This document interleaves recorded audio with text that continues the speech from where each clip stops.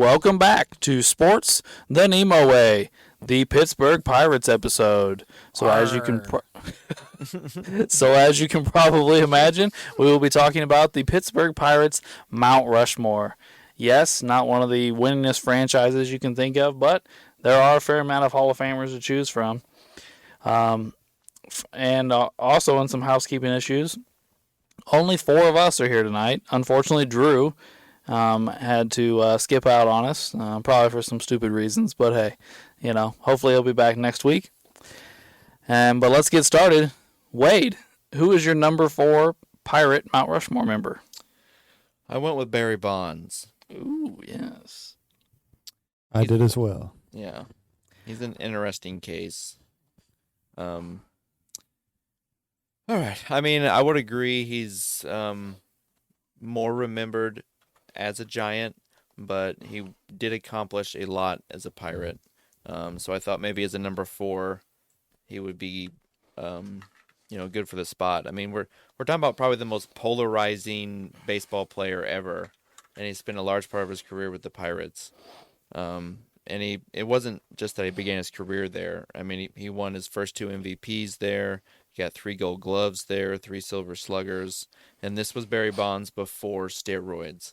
So this was the real Barry Bonds, who was an elite player that was a 5-tool outfielder. We're talking about a guy that stole a bunch of bases, played Gold Glove defense, got you 30 to 35 home runs, over 100 RBIs, a good, decent batting average. He was a great player before the steroids, and this was Barry, the real Barry Bonds with the Pirates. Yeah, I considered Barry, but I did end up leaving him off. But I did look at him quite a bit first. Yeah, I did as well. Ray, you said you had him? Yes, I did. Do you have Drew's list, Uncle Doug? No, I don't. Oh, I interesting. tried to call him earlier, and he hadn't called me back. Gotcha.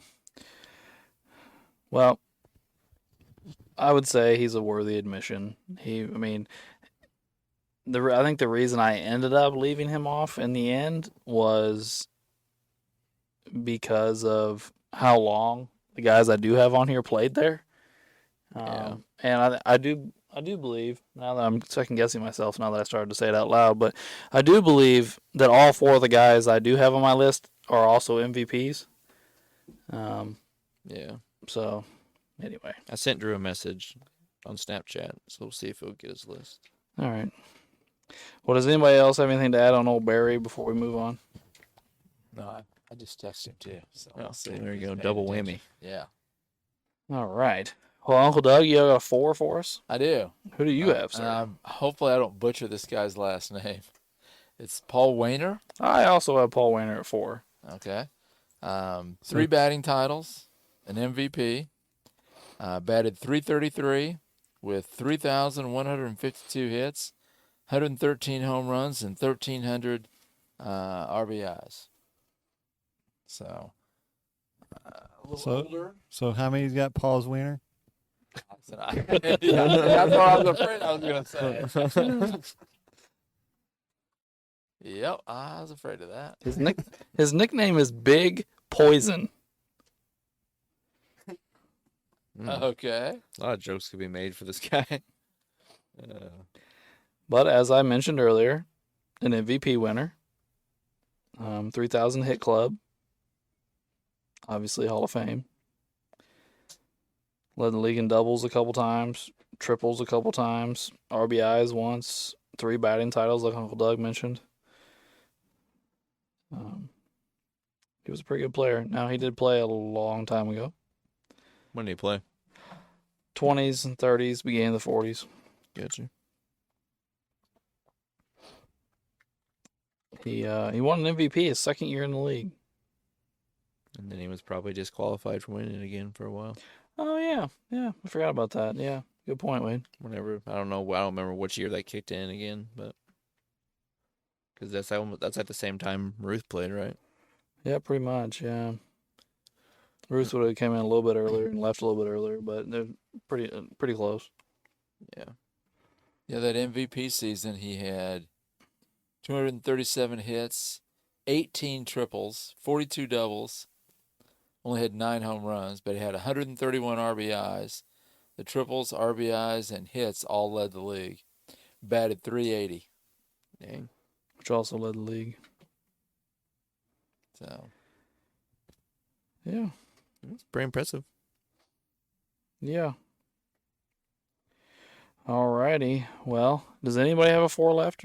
Ray, do you have a 4 left? No, 4 was Barry Bonds for me. Oh, so we all have our 4s out. Yep. So Ray, you got a 3? I do. Willie Stargell. He's my 3. he's my 3. He's my 3. Hey, A unanimous 3. nice. Oh, Willie Stargell. I don't have any stats We are here. family. If you're not prepared, one of us can talk about it. Yeah, if go you want. ahead. Alright. I just think there's 3 automatic Pirates, and I think he's one of them. I agree. I mean, he's a career Pirate. When you think of the Pirates, like I said, he's one of the first couple guys that pops in your head, which to be on the Mount Rushmore of a team, I think is important. And this is a Hall of Fame, baseball player. 475 home runs, over 1,500 RBIs, over 400 doubles, career batting average 282, 360 on base, 529 slugging. Got an MVP, actually a co-MVP with Keith Hernandez of the Cardinals. Thought that was kind of cool. 7-time All-Star. He drove in 100 runs 5 times in his career. But I think most importantly, why he's so important to Pirates fans, most importantly, he was there for their rings in 71 and 79, and he won World Series MVP, I think, in 79. And it's one of those. I think it's 79. So he's just a very, very important guy to the Pirates organization. So did he win MVP and World Series MVP in the same year? I feel like that would put him in very elite company in baseball. Yeah, it says he was the 79 regular season MVP with Keith Hernandez, and then he is MVP of the 1979 Fall Classic. Yeah.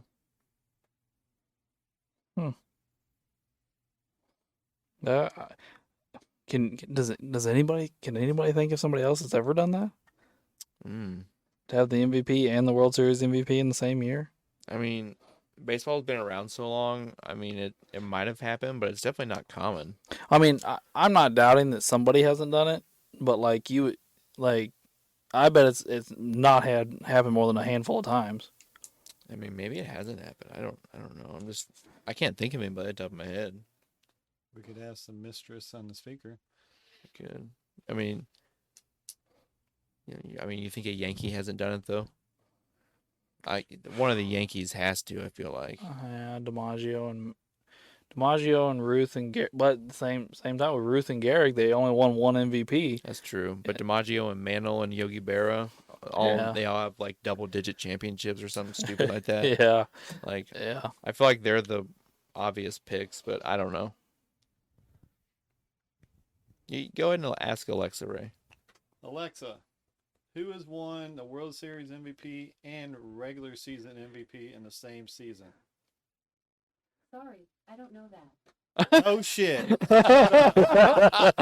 Oh, well, that was very helpful. that'd be something interesting to look up, though. Yeah.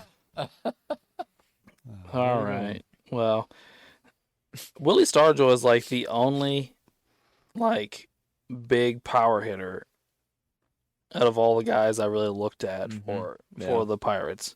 Like the rest of the guys are more slap hitters, base stealers, batting average guys, maybe even doubles guys. But this is the only guy that really was like, you know what, I'm going to crush some home runs. He led the league in home runs a couple of times. Yeah. I mean, he's just under from joining the 500 home run club. Yeah. So I mean, he's right there. He was a very good power hitter. All righty. Well, that was everybody's 3, correct? Yep. Yeah. All right. So I'll go ahead and say my 2. My 2 is Roberto Clemente. He's my 1. He's my 1. Also my 1. So Roberto's in. I have a feeling the next guy's going to be in too. Yeah, I Yeah. think so. But Roberto Clemente was an all-time great player, and he also died very tragically, which also made him very prominent in people's minds. I think a lot of times. But he's a Hall of Famer. He also won an MVP. He's a 15-time All-Star, 2-time World Series champ, 12 Gold Gloves, World Series MVP, and 4 batting titles. He also has 3,000 hits, exactly 3,000 hits. With a career batting average of 317, he had 240 home runs, scored 1,400 runs, 1,300 RBIs, and weirdly enough, he only stole 83 bases. He's just not the type of player you wouldn't think that would not steal bases. He has 166 triples though, Yeah, which is I feel like a good number. I feel like I it feel should like that's be, a yeah. large amount of triples. But yeah.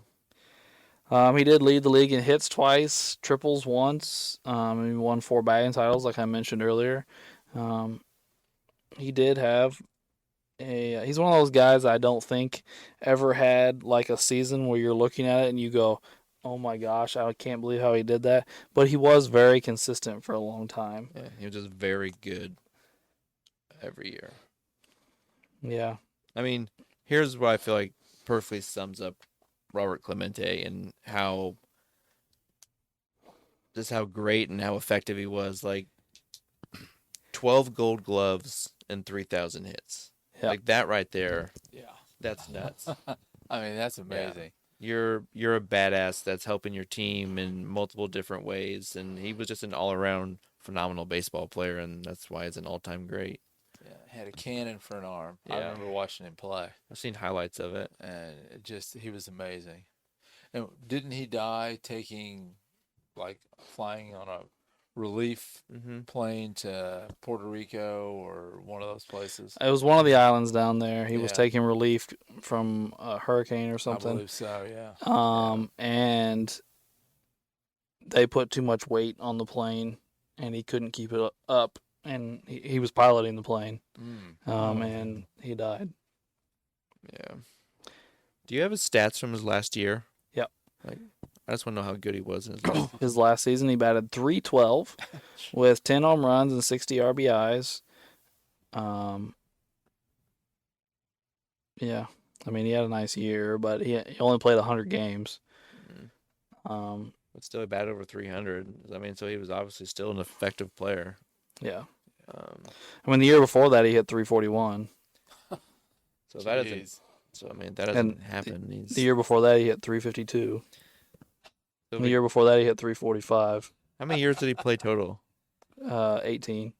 18. Oh, dang. He he played his last season. He was 37. And now he was supposed to play again the following season, so he would have added to his numbers. Right. But it wasn't like he died at 27. Yeah. So like his Right. career's super short. He just would have tacked on a little bit more. Yeah, he to would have make those- tacked on some numbers there, Yeah. but His totals would have been a little better. yeah.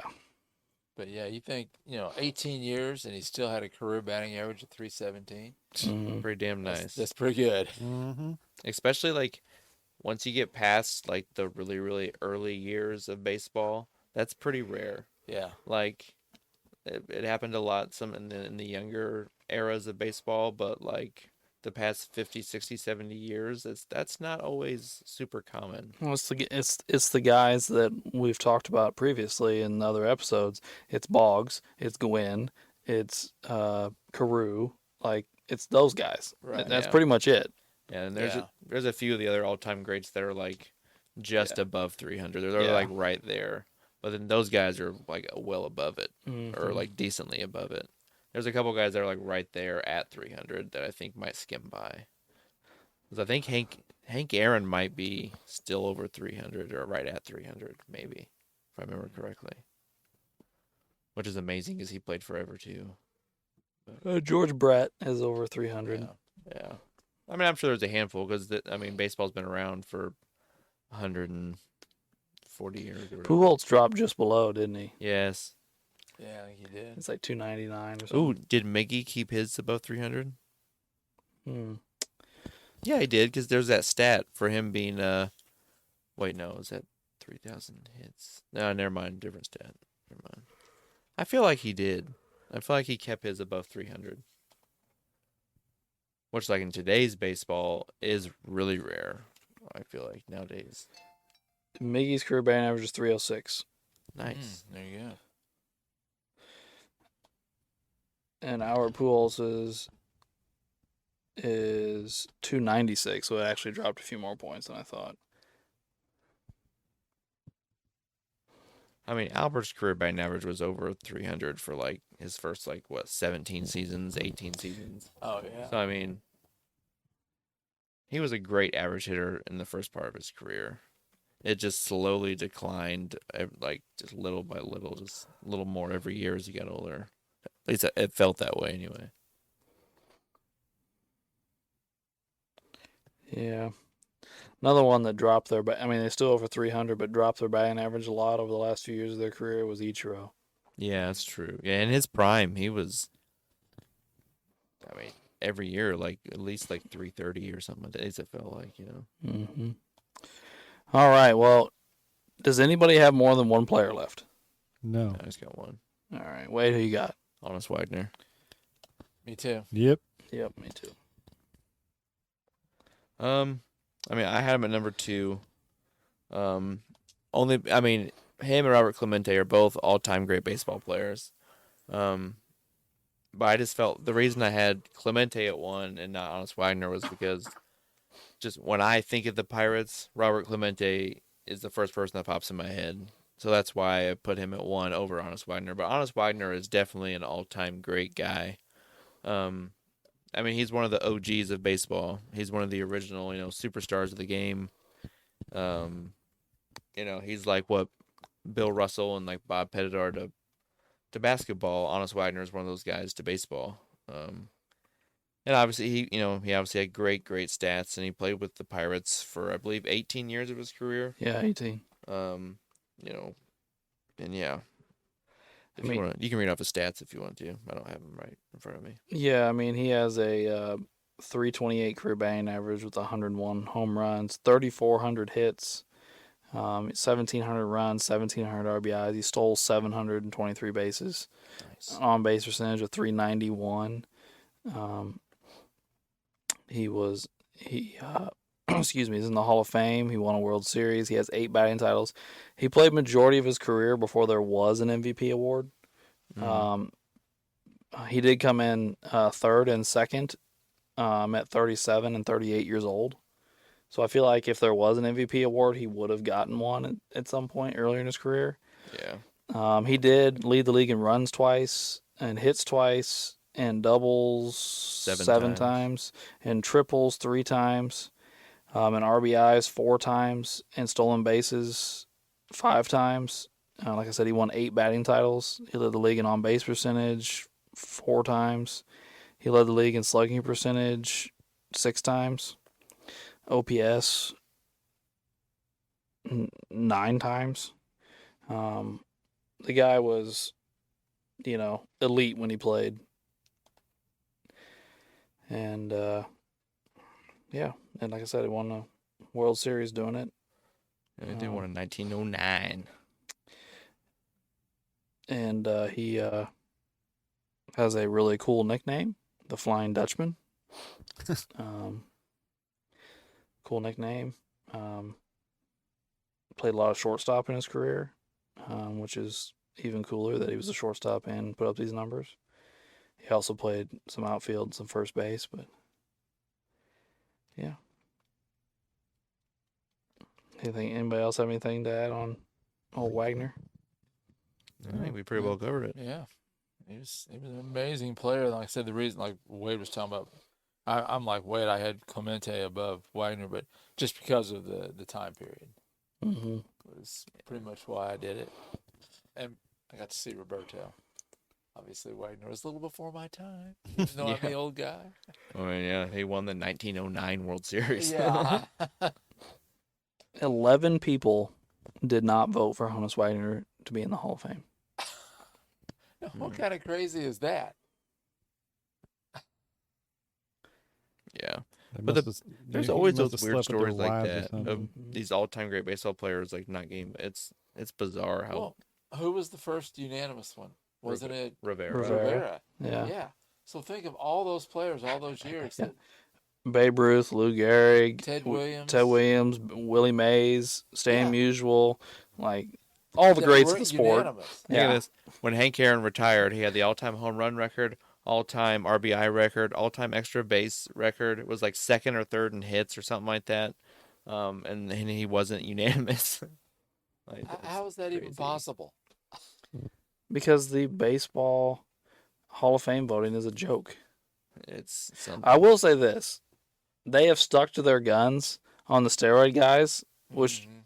I thoroughly enjoy. Yeah. But yeah, the whole like, well, I'm not going to vote for this guy because he doesn't deserve to be unanimous, or I'm not going to vote for this guy because I voted for this other guy and I'm going to keep voting for this other guy. Like, oh, like I've heard guys give their excuses for why they didn't vote for somebody. It's like, okay, so let's say King Griffey joins the ballot. Well, last year I voted for 5 guys, and none of those 5 guys, I'm using 5, I don't think the number is actually 5, but I'm just using it. Last year I voted for 5 guys, and all 5 of them did not make the Hall. So I'm going to continue to vote for all 5 of those guys until they either get in or they're off the ballot. I will not add anybody new until those guys are gone. Yeah. And I'm like, no. That's not King Griffey's problem. Right. You know what I'm saying? Like, He shouldn't suffer because they didn't make it. right. Yeah. Maybe you're just bad at voting if you think these 5 guys should be in and that nobody else thought that. You know? And don't get me wrong, sometimes there is a backlog. Sometimes we do Sure. get backlogged where there's more guys that deserve to get in than you have votes. So, But yeah. but we're talking about the elite of the elite. Right. You know what I'm saying? You shouldn't be, I'm going to leave Babe Ruth off. I'm going to leave Willie Mays off. Like, no, what are we doing here? Yeah. Yeah, I don't know. Like, if you told me, hey, you either got to leave, Mike Trout off, or you got to leave, Kenny Lofton off. Well, sorry, Kenny. You know what I mean? Yeah. You know what I mean? Like, you were a Yeah. good player. I like you, but like, Right. You're going to have to wait till next year. yeah. We'll try again. And some people are also like, well, I know he's going to get in, so they don't really need my vote. Other people need my vote. I'm like, well, if everybody voted that way, then they might not get in. They're right. Yeah. Yeah. I don't understand that. Well, anyway, to move on with our Pittsburgh Pirates, we had 3 unanimouses with Honus Wagner, Roberto Clemente, and Willie Stargell. So we only have 2 guys for 1 spot. It was a pretty low numbered week. We have 2 votes for Paul Wainer and 2 votes for Barry Bonds. So, and Drew is not responding, so he will obviously not be our tiebreaker.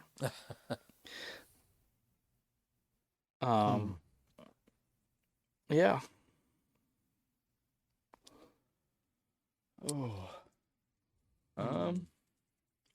Dalton should be off work. I can text him. Okay. Just if All right. we just want a 5th Yeah. opinion. Yeah. Well, we can still talk about it. Sure. I'm cool with that. You can text him when we can talk. So, Ray, why did you end up going with Bonds over Wainer?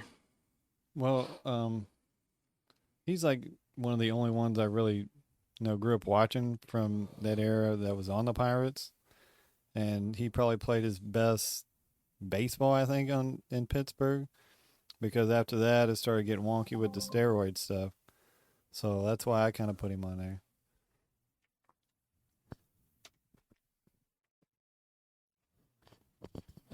The reason I didn't put 2 reasons. One, the steroid thing, but I know it doesn't really affect Pittsburgh. But when I just looked at his numbers, there was a couple different guys that truthfully had better numbers than Barry. Yeah, his first few years, he was kind of not You not know, what he became. I mean, yeah. 275 batting average, 984 hits, 176 home runs, and 556 RBIs. Well, you look at Andrew McCutchen. He batted .291, 1,463 hits, 203 home runs, and 725 RBIs, with 4 Silver Sluggers and a Gold Glove as well. So, I mean, his numbers were better all 4 spots. And then, of course, Wayner, who I ended up voting for, were as well. Well, his home runs weren't better than Barry's. He only had 113. But he had an MVP, which McCutchen didn't. McCutchen has an MVP. Oh, okay. Well, I missed that. So I almost put Andrew McCutchen on. I also looked at Ralph Kiner, who batted .280 with 1,100 hits, 300 home runs, 800 RBIs, and 7 National League home run titles. By the way, this is a little bit off topic, but I was looking at some lists online to get ideas, and a lot of lists had Bill Mazeroski on, and I've heard people talk about Bill Mazeroski my whole life, and he's a Hall of Famer and all these things, but I went and looked at his stats, and I was like, this guy sucked. Yeah, Who was it? Bill Mazeroski? Oh, Yeah, I'm like you. I know the name, but his stats just weren't. Yeah, now, he won like 10 gold gloves, so I guess he was probably a really good defensive player, but it's like career batting average of 260, plus he didn't hit any home runs. So I was like, oh dang. well, if you're not hitting home runs and you're not hitting any batting average, like what are you doing? Yeah.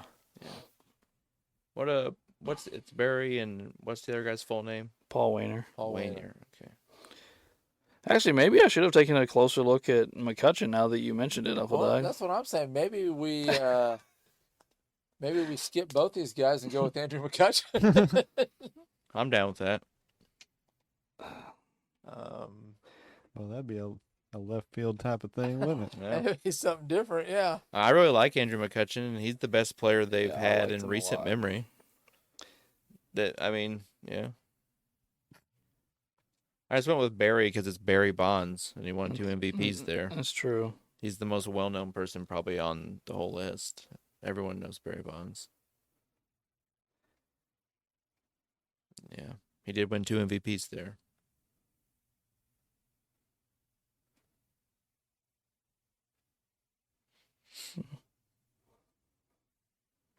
Are you looking at McCutchen right now, Alex? Yeah. I haven't pulled up, sorry. He'd actually played longer in Pittsburgh than I thought. He played 11 years there. It's a pretty good chunk. Yeah. He stole 182 bases during that time. Did you say he did win Gold Gloves? One. One. Yeah, 1 Gold Glove and 4 Silver Sluggers, and they were all in Pittsburgh.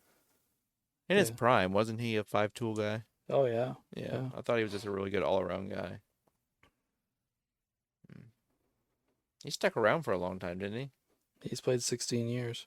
He's Yeah. playing right now. Really?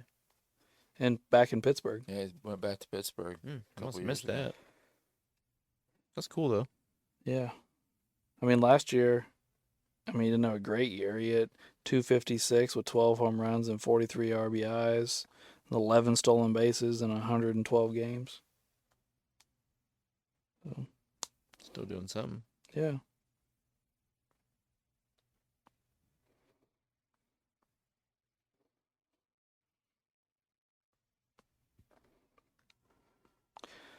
Are we waiting on Dalton? That's what we're doing. I mean, I didn't put Andrew McCutchen in the thing, but if we all like Andrew McCutchen, I'd be fine just going to Andrew McCutchen. It's our podcast. We can do whatever we want. Well, it's true. We can.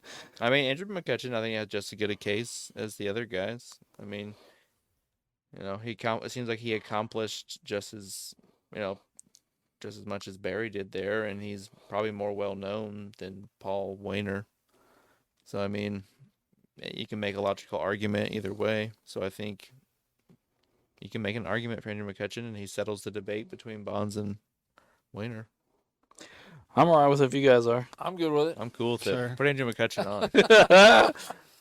Is this a first? Is this the first time we've ever put somebody on that wasn't on anybody's list to start with? I think you're It right. might be. Yeah.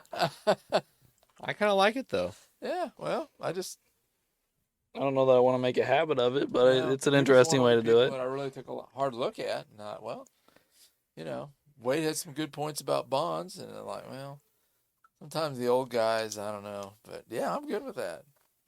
Well, I guess the wiener didn't get in. The winner or the cheater? Well, that will, for the listeners out there, that would make our Mount Rushmore for the Pittsburgh Pirates: Willie Stargell, Roberto Clemente, Honus Wagner, and Andrew McCutchen. Kind of spread it out there with our time periods. I mean, Roberto and Willie played together, but then you got Wagner, who was before them, McCutchen that was after them. Yeah, it's very spread out. That's a pretty good. Kind of covers a lot of different eras there. Yeah. Hey, do you guys want to go over the McCutcheon stats so we at least have like a baseline to like throw against the wall here? Yeah, absolutely. I got you here. Well, he's not in the Hall because he's still currently playing. I don't know that he'll make the Hall anyway, though. He won an MVP, five-time All-Star, Gold Glove, 4-time Silver Slugger. For his career, he has 299 home runs, so he's 1 home run away from 300. 276 career batting average, a little over 2,000 hits, 1,100 runs, a little over 1,000 RBIs, 216 stolen bases, 369 on base percentage. Those are his overall career numbers. His numbers are slightly less than that in Pittsburgh.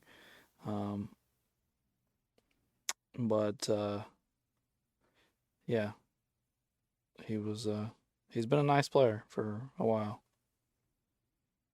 That was a good call, Ray. Yeah. I mean, I had to say something. We talked about like 6 different guys, and McCutcheon just randomly goes on the top 4. Yeah. All right. Well, I think that will end our Mount Rushmore talk here and lead us into our MVP discussion for this episode. And Drew's not here to tell us, so I'll tell you. This MVP discussion will take place in 1977. So yes, I think this is our first time in the 70s. Isn't that right, Ray? Haven't had any 70s on previously? Nope. Looks like the first time we went back to the future. All right. Nice. Well, we will start with the AL as normal. And the AL MVP in 1977 was Rod Carew, who did lead the league in WAR. He also led the league in runs with 128, hits with 239, batting average hitting 288, on base percentage hitting 449, and OPS just north of 1,000. But he also had 14 home runs, 100 RBIs, 23 stolen bases, 69 walks, and a slugging percentage of .570. So I would say he had a pretty good year. I mean, not a bunch of home runs, but he did meet the 100 RBI mark. He led the league in 5 categories. And he even stole some bases in there. Yeah, it sounded like he was an all-around monster that year. So the guy that came in second place was a guy named Al Cohens from Kansas City. I'm not even 100% sure who that is. But he hit .312 with 23 home runs, 112 RBIs. Yeah, his numbers don't really stack up at all. His OPS is 200 points lower almost.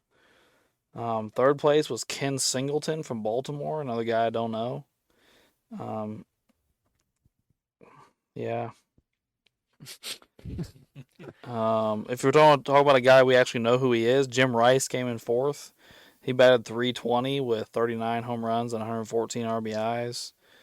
Led the league with 39 home runs. Led the league with a slugging percentage of .593. He did score 100 runs and also had 200 hits. He had a nice season, really. 104 runs, 206 hits, 39 home runs, 114 RBIs, .320, .376, .593 for a .969 OPS.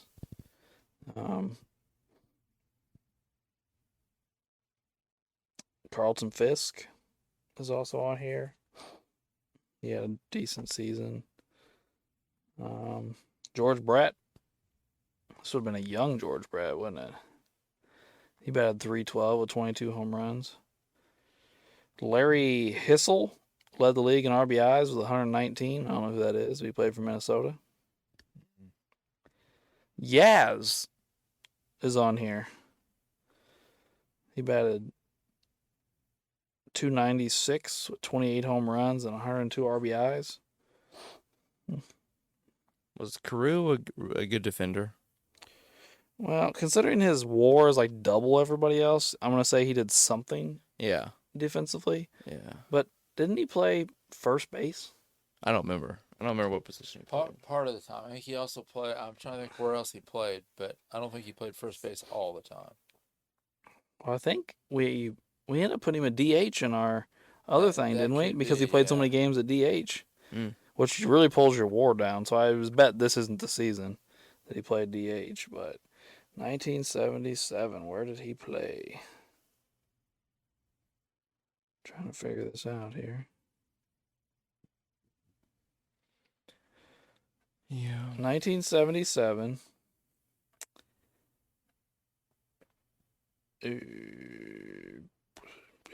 He doesn't have a fielding percentage. And his WAR is still higher than everybody. So is he DHing? Well, they list him at first base and second base under his Okay. profile. All right, I found a different thing. In 1977, he played 151 games at first, 4 games at second, 1 at DH. Oh, okay. So, Okay. So he was at first base yeah. Okay. predominantly, anyway. Does that ever happen where somebody gets MVP for while being on DH? No, I don't think a DH has ever won an MVP. I'm about to say that's weird. Your offensive season would have to just be so much better than everyone else's Yeah. because without you never playing the field, it automatically just, obviously brings your value down. Well, I mean, I guess technically, Otani plays DH when he hits. But yeah, but it's not the MVP just because he's a DH. Though. right, yeah. And just so we can throw some pitchers in here, so I'm giving them their fair due. There's a guy named Sparky Lyle in here I remember Sparky. who pitched in 72 games, by the way. 72. Yeah, he went 13-5 with a 2.17 ERA. He only pitched 137 innings, so in 72 games. So I'm gonna say he was a reliever. Oh, okay. Yeah. He had How about 26 say? saves. Oh yeah, 26 saves. Yeah, So he had 26 saves and how many 13 wins? yeah. What a monster. And then some guy named Bill Campbell, who also pitched for the Red Sox, and I don't know who he is. So I don't really remember him. he was 13-9 with a 2.96 ERA in 69 appearances, and he had 31 saves, which led the league. Looking for Ron Guidry went 16-7 with a 2.82. Jim Palmer was 20-11 with 291. So, He I'm also impressed pitched with that. 319 innings. yeah. Oh, it's a big number. Well, I'm gonna go ahead and give. Well, Ooh, actually, hold look on. down a little farther on your list. Nolan Ryan, Ooh, 19-16, 2.77 ERA, 341 strikeouts. also 204 walks. Right, yeah, 204 walks. That's the fucking man right there. Wow. What a legend. He received 3 votes. Yeah. Pitched 299 innings. He struck out how many people? 341. Oof, it's a big number. It is. It's a very Wow. big number. All right. Well, I've been listening to the episodes, and I really liked it when we went to the boards and revealed our picks. Okay. More than when we just say it out loud. Is everybody cool with that? Yep. So, all right. We got boards. We need some markers. I have a marker. I think I got one right here. Okay. Here. There's one over here. So, Thanks, sir. I would just write on the board either yes, he keeps it, or no, he doesn't, and then you can tell us who you think it should be if you say no. Remember, we're voting for Rod Carew. I got my answer. I have mine as well. I got mine. Ray? Yeah, I'm locked in. Now let's flip them. I said yeah. Yes. Sure. And I also said yes. So it's unanimous. Rod Carew keeps his MVP in 1977, which will move us on to the NL MVP discussion, Okay. which George Foster won. And for those of you that don't know who George Foster is,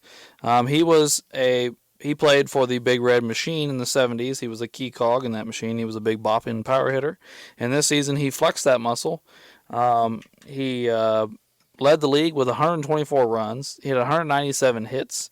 He hit 52 home runs, had 149 RBIs. He batted .320 with a .382 on base, a .631 slug, which led the league, and an OPS over 1,000.